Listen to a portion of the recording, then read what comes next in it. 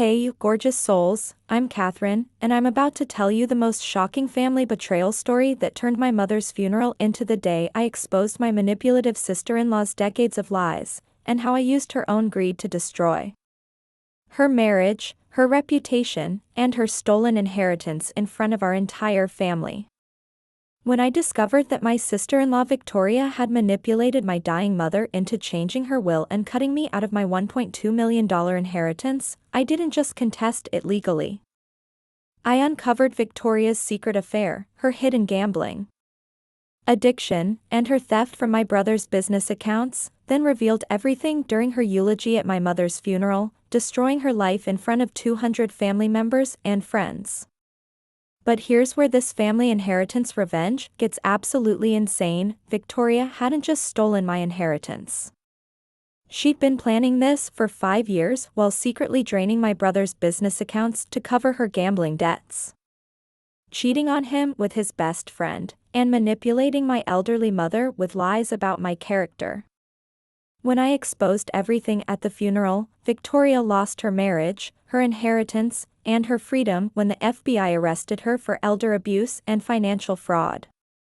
This story has everything: deathbed manipulation, inheritance theft, family betrayal, gambling addiction, adultery, and the kind of funeral revenge that turned a day of mourning into the complete destruction of a family manipulator. Y'all ready for this inheritance disaster? Because this is how one greedy sister-in-law's manipulation became the most expensive funeral speech of her life. Beautiful souls, let me take you back to 2 years ago when I thought my mother Eleanor and I had an unbreakable bond, completely unaware that my sister-in-law had been secretly poisoning our relationship while planning to steal my entire inheritance. I'm Catherine Walsh, 34 years old, and I work as a pediatric nurse at St. Mary's Hospital in Boston, Massachusetts. I've always been the responsible daughter who took care of family when they needed help. My mother Eleanor Walsh, 67, was a retired teacher who had built a comfortable life through careful saving and smart investments over 4 decades of education work. My mother and I had always been incredibly close, talking daily and spending time together every weekend for years. "Catherine, you're the daughter every mother dreams of having," my mother would tell me regularly. "You're so caring and responsible, always putting family first." I'd been my mother's primary caregiver during her battle with cancer, taking time off work to drive her to treatments and staying overnight at the hospital during difficult periods. "I don't know what I'd do without you," my mother would say during her chemotherapy sessions. "You've sacrificed so much to take care of me."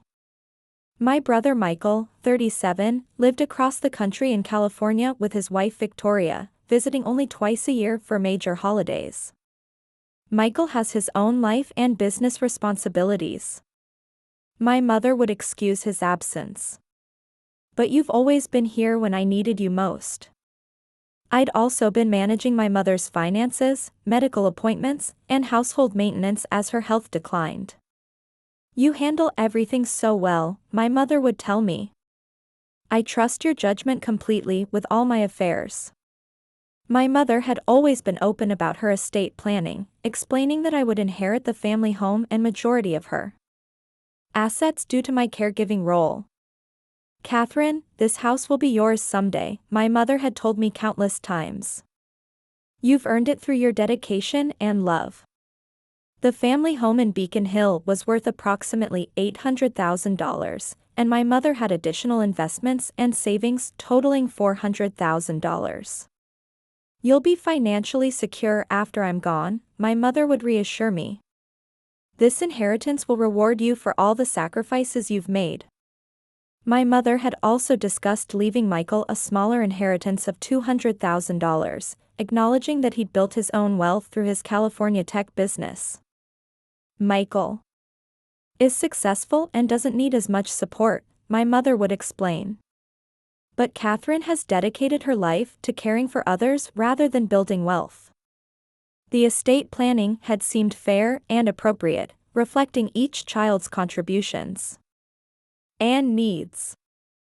This arrangement honors both your different life choices, my mother had said. Catherine gets more because she's given more. I never questioned this inheritance plan because it reflected the reality of our family relationships and my caregiving. Sacrifices. Victoria Stevens had married my brother Michael 8 years ago, and I'd always found her manipulative and materialistic, though I'd kept my concerns private. Victoria, 33, worked as a real estate agent in San Francisco and was obsessed with luxury brands, expensive vacations, and maintaining an affluent lifestyle. Victoria always seems to be calculating the value of everything, I'd observed during family gatherings. She comments on house prices, jewelry costs, and inheritance possibilities. Victoria had made several inappropriate comments about my mother's assets over the years, disguised as casual observations. "Eleanor, this house must be worth a fortune in today's market," Victoria would say during visits. "You're sitting on a goldmine here in Beacon Hill." "Catherine is so lucky to have such a generous mother," Victoria would comment with false sweetness. "Not everyone gets to inherit family wealth." I'd noticed Victoria encouraging Michael to visit my mother more frequently, though her motivations seemed financial rather than emotional. "We should spend more time with Eleanor while we can," Victoria would tell Michael. Family relationships are so important, especially with her health issues. Victoria had also begun showing unusual interest in my mother's medical condition and treatment timeline. "How long do doctors expect Eleanor to live?" Victoria would ask Michael privately. "We need to prepare for all possibilities." About 18 months ago, Victoria began visiting my mother much more frequently, often without Michael and always when I was at work. "Victoria has been so thoughtful," my mother would tell me. "She's been stopping by to check on me and help with errands." Victoria's sudden attentiveness seemed out of character for someone who'd previously shown little interest in family relationships. "I'm surprised Victoria has time for so many visits," I'd commented to my mother. "She always seemed too busy with work and social activities." "She's matured since getting married," my mother would explain. "People change when they realize what's truly important." Victoria's visits always occurred during my work hours, which I initially attributed to her real estate schedule coinciding with my mother's availability. Victoria understands that. "I'm more comfortable receiving visitors during the day," my mother would say. "She's very considerate of my preferences." I began noticing that my mother's opinions and attitudes toward family members were gradually changing after Victoria's visits. "Catherine, you work so much that we rarely have time for meaningful conversations," my mother started saying. "Victoria makes time to really listen and understand my feelings." These changes in my mother's perspective were subtle but concerning, especially since they contradicted our previously close relationship. Maybe I should adjust my work schedule to spend more time with Mother, I thought, unaware that Victoria was systematically manipulating our relationship. Gorgeous souls, during my mother's final months, Victoria's manipulation reached its peak as she convinced my dying mother that I was greedy, neglectful, and undeserving of inheritance, completely rewriting the history of our loving relationship.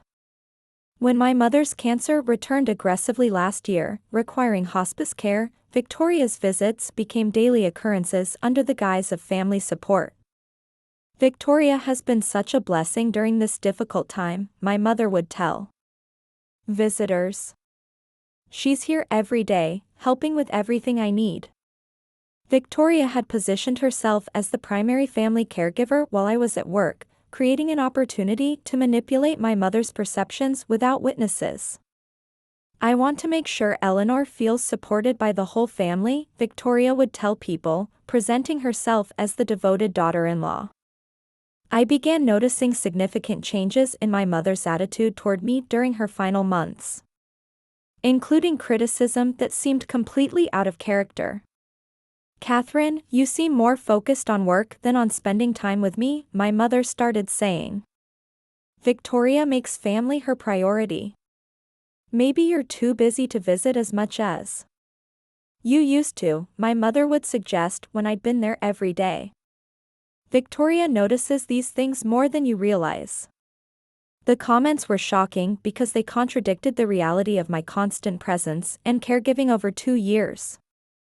"Mother, I've been here every day and taken time off work for all your appointments," I would remind her. "When have I not been available when you needed me?" "I'm sure you think you're here a lot," my mother would reply dismissively.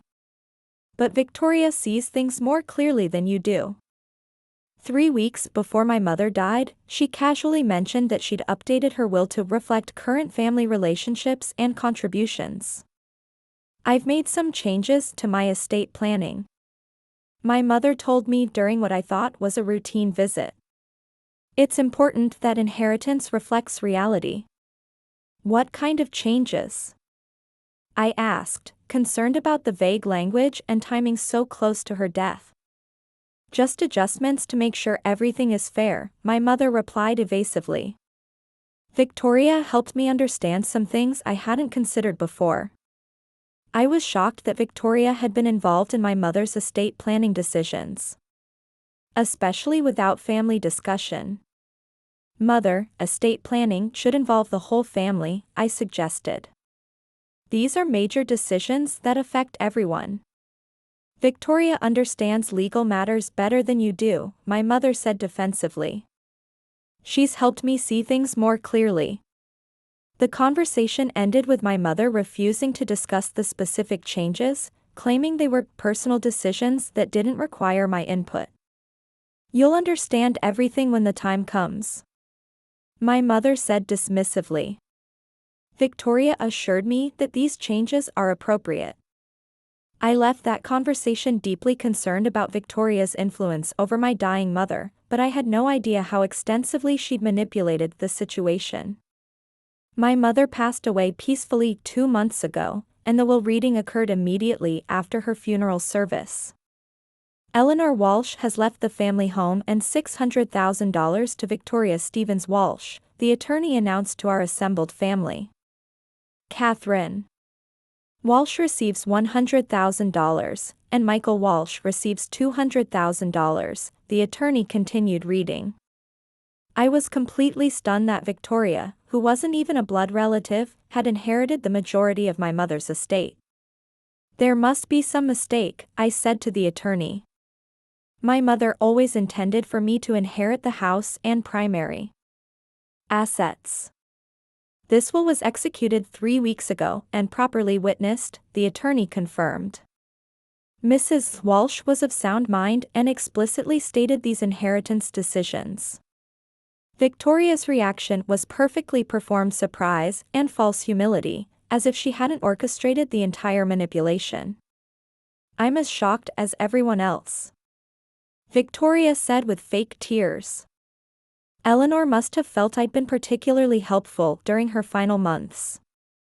She mentioned wanting to reward family members who truly understood her needs." Victoria continued her performance. "I never expected such generosity." Michael seemed genuinely surprised and uncomfortable with his wife receiving more inheritance than his own sister. "Victoria, maybe you should discuss redistributing some of this inheritance," Michael suggested quietly. "It doesn't seem right that you inherit more than Catherine." "Eleanor made these decisions deliberately," Victoria replied firmly. "Who are we to question a dying woman's final wishes?" Devastated and suspicious, I hired a private investigator to examine Victoria's relationship with my mother and the circumstances surrounding the will change. "Something about this inheritance change doesn't make sense," I told the investigator. "My mother and I were extremely close until Victoria's increased involvement." The investigation revealed that Victoria had been systematically isolating my mother from me and filling her head with lies about my character and motivations. "Victoria told your mother that you were only caring for her to secure inheritance money," the investigator discovered through witnesses. She convinced Eleanor that you complained about caregiving responsibilities and resented the time spent on medical appointments, the evidence showed. Victoria had also been recording our phone conversations and taking my comments out of context to support her manipulation. When you mentioned being tired after long hospital stays, Victoria told your mother you were complaining about her being a burden, the investigator explained.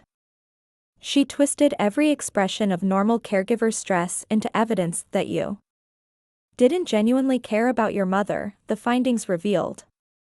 The systematic manipulation had been ongoing for over a year, with Victoria gradually eroding my mother's trust while positioning herself as the devoted family member. Victoria's manipulation was sophisticated and deliberate, the investigator concluded. She planned this inheritance theft for a very long time. But the investigation uncovered even more shocking secrets about Victoria that would give me the perfect ammunition for revenge. Beautiful souls, my investigation into Victoria's manipulation of my mother uncovered the most shocking secrets that revealed she was living a completely double life, and gave me everything I needed to destroy her at my mother's funeral. The private investigator discovered that Victoria had been hiding a severe gambling addiction for over 3 years, losing hundreds of thousands of dollars at casinos and online betting sites. Victoria has been visiting Atlantic City casinos twice monthly and gambling online daily, the investigator revealed through credit card and bank records. She's lost approximately $400,000 over 3 years, using credit cards, personal loans, and business accounts to fund her addiction, the evidence showed. Victoria had been lying to Michael about her whereabouts during casino trips, claiming she was attending real estate conferences or visiting clients. Her gambling losses explain why she was so desperate to secure your mother's inheritance, the investigator concluded. She needed money to cover her debts and continue gambling. The gambling addiction had escalated dramatically during the period when Victoria increased her manipulation of my mother. As her debts grew larger, her efforts to secure inheritance money became more aggressive and desperate, the timeline revealed. Victoria had also been forging Michael's signature on business loan applications to fund her gambling, creating legal liability for my brother. She's committed fraud against her own husband's business to feed her gambling addiction, the investigator explained. Michael has no idea his credit and business are at risk. Even more shocking was the discovery that Victoria had been having an affair with Michael's best friend and business partner, David Chan, for over 2 years. Victoria and David have been meeting regularly at hotels during her supposed real estate appointments, the investigator documented with photos and credit card records. They've taken 3 vacation trips together while Michael believed Victoria was attending work conferences, the evidence showed. The affair had been conducted with incredible deception, with Victoria using her real estate career as cover for meeting David throughout the week. David has been paying for hotel rooms and expensive gifts for Victoria using funds from the business he shares with Michael, the investigation revealed. Victoria and David had even discussed leaving their respective spouses once Victoria secured my mother's inheritance money. Text messages show they plan to use your inheritance to start a new life together, the investigator explained. They viewed your mother's money as their ticket to freedom. The affair explained Victoria's desperate manipulation of my mother. She needed the inheritance to fund her new life with David. She wasn't just stealing from you, the investigator observed. She was stealing from your family to fund her betrayal of your brother. Most damning was evidence that Victoria had been emotionally abusing my elderly mother, using psychological manipulation and isolation tactics that constituted elder abuse. Victoria deliberately isolated your mother from you and other family members, the investigator documented. She controlled access to Eleanor and manipulated her perceptions of reality.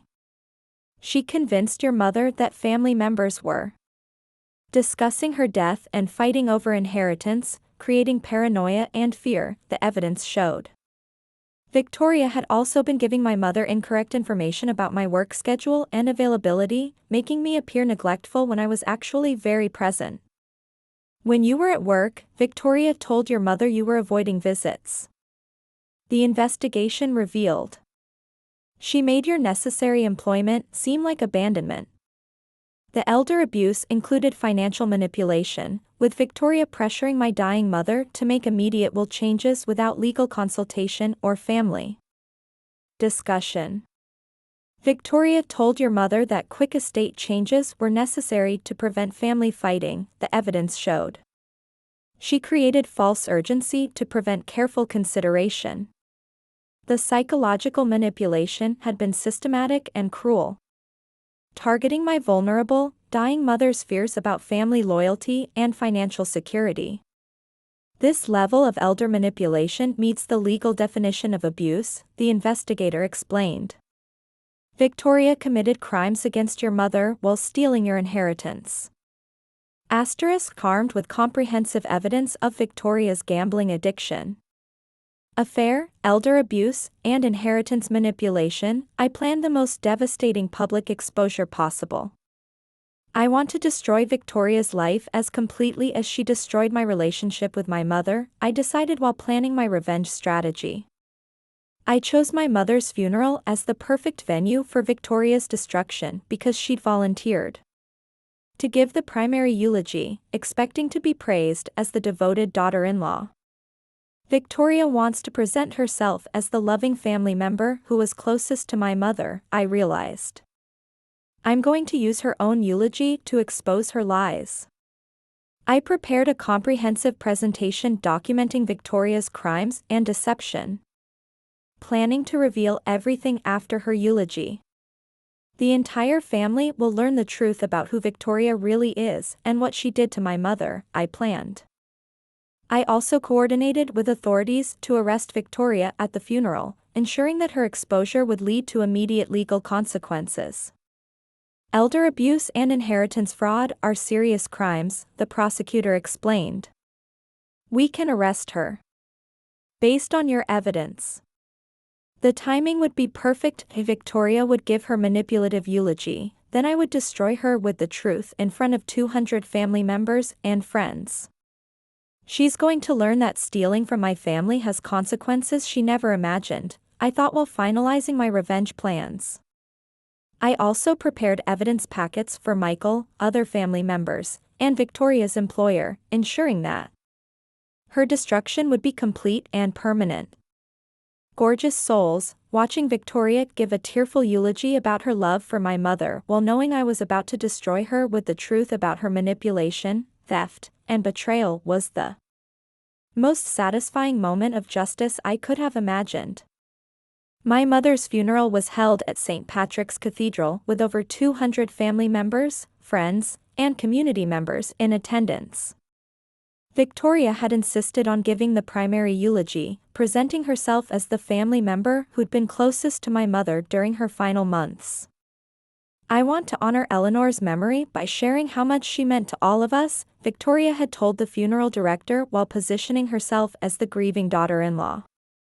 Victoria's eulogy was a masterpiece of manipulation, portraying herself as the devoted caregiver while subtly diminishing my contributions. Eleanor appreciated family members who truly understood her needs, Victoria said tearfully. She valued quality time over quantity time. During her final months, Eleanor found comfort in people who listened without judgment and supported her without expecting anything in return. Victoria continued her false narrative. Victoria's performance was convincing to those who didn't know the truth, with several attendees commenting on her devotion and love. Victoria was such a blessing to Eleanor, I heard people whispering. She really understood what Eleanor needed during her final days. Victoria concluded her eulogy by expressing gratitude for my mother's unexpected generosity in the will, presenting the inheritance as a surprise rather than the result of manipulation. Eleanor's final gift to me was completely unexpected, Victoria said with false humility. I promised to honor her memory by using this inheritance wisely. After Victoria finished her eulogy and returned to her seat, I approached the podium. For what the attendees thought would be a traditional family tribute. "Thank you all for being here to honor my mother's memory," I began calmly. "I want to share some truths about Eleanor's final months that you need to know." I began by revealing Victoria's systematic manipulation of my dying mother, using documented evidence and witness statements. Victoria convinced my mother that I was only caring for her to secure inheritance money, I announced to the shocked congregation. She isolated my mother from family members and filled her head with lies about our motivations and character, I continued while displaying evidence on a screen. The funeral attendees were stunned as I revealed the extent of Victoria's manipulation and elder abuse. Victoria recorded our phone conversations and took my comments out of context to convince my mother that I resented caregiving responsibilities, I explained with audio evidence. She systematically destroyed my relationship with my dying mother in order to steal my inheritance, I declared while Victoria sat frozen in horror. I then revealed Victoria's gambling addiction and the financial crimes she'd committed against my brother's business. Victoria has lost over $400,000 gambling over the past 3 years, I announced while displaying casino records and credit card statements. She forged my brother Michael's signature on business loans to fund her gambling addiction, I continued as Michael's face showed shock and betrayal. Victoria needed my mother's inheritance money to cover her gambling debts and continue her addiction, I explained the motive for her manipulation. I then revealed the affair that would destroy Michael's marriage and business partnership. 4. Over 2 years, Victoria has been having an affair with Michael's best friend and business partner, David Chan, I announced as both men looked devastated. They plan to use my stolen inheritance money to start a new life together, I revealed while displaying text messages and hotel receipts. Victoria didn't just steal from my family, she betrayed her own husband and his closest friend. I declared as the congregation gasped in shock. The revelation destroyed multiple relationships simultaneously, with Michael learning about his wife's betrayal and David's presence at the funeral creating immediate confrontation. As I concluded my presentation, federal agents entered the cathedral to arrest Victoria for elder abuse, inheritance fraud, and financial crimes.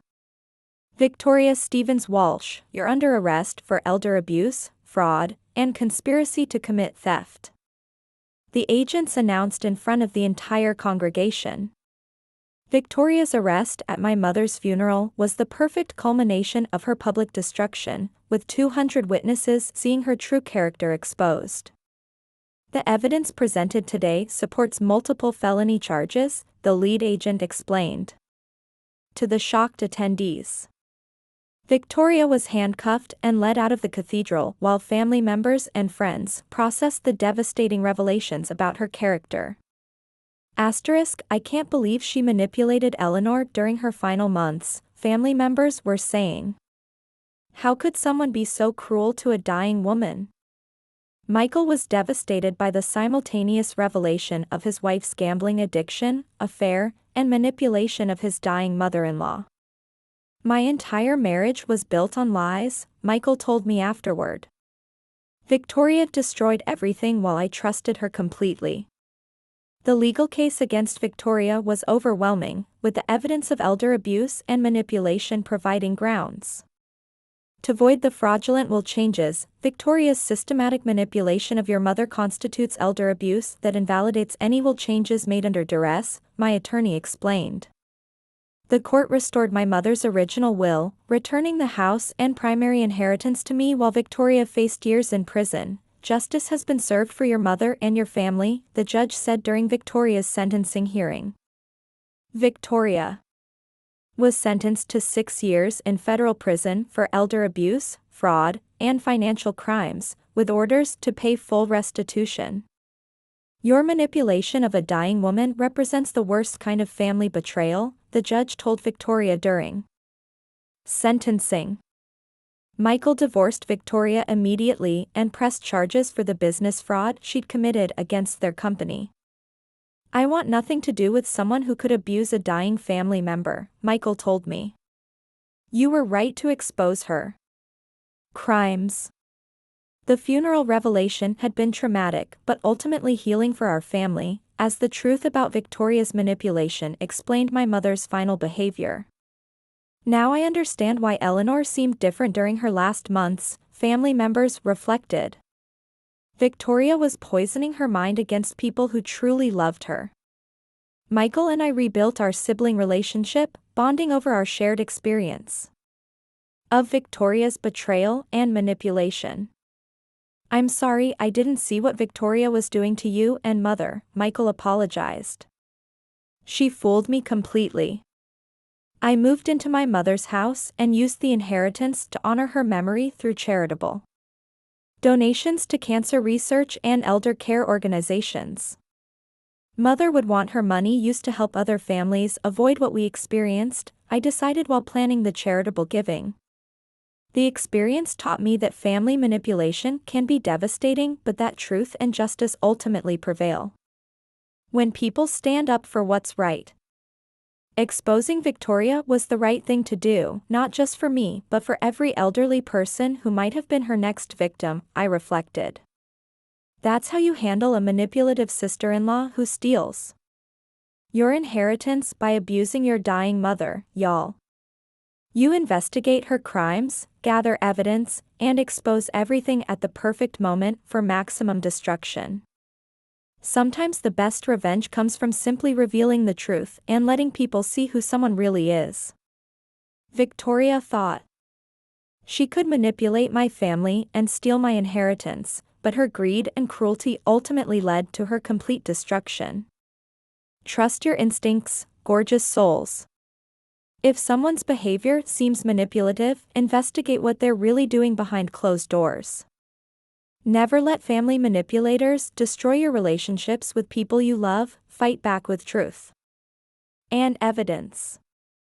And gorgeous souls, if this story resonated with you, if you've experienced family manipulation or inheritance theft, I want you to know that you have the power to expose the truth and fight for justice. If you want to hear more stories like this, more tales of family revenge, inheritance justice, and elder abuse consequences, make sure you hit that subscribe button and ring that notification bell. Your support means everything to me, beautiful souls. Every like, every comment, every share helps me reach more people who need to hear these stories. So smash that subscribe button, leave me a comment about your own experiences with family manipulation and inheritance drama, and let's build a community of people who refuse to let manipulators destroy our families.